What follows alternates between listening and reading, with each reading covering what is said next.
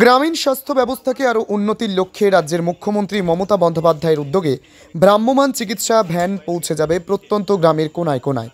চিকিৎসা পরিষেবার পাশাপাশি বিভিন্ন রক্ত পরীক্ষা, ইসিজি সহ চিকিৎসার নানান পরিষেবা মিলবে এই ভ্যানেই। এদিন বৃহস্পতিবার বেলা 11:30 নাগাদ কালনা বিধানসভার অন্তর্গত কালনা 2 নম্বর ব্লক অফিস থেকে সেই ভ্রাম্যমাণ চিকিৎসা কেন্দ্রের উদ্বোধন করলেন এলাকার বিধায়ক দেবপ্রসাদ বাগ।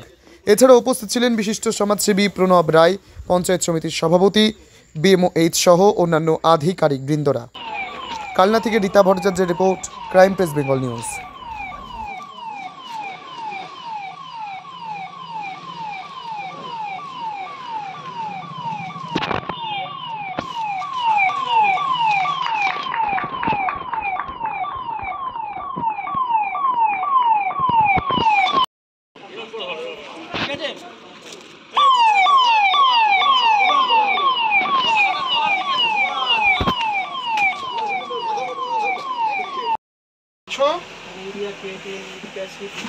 পরিষ্কার করিয়েছো নাকি আজকে?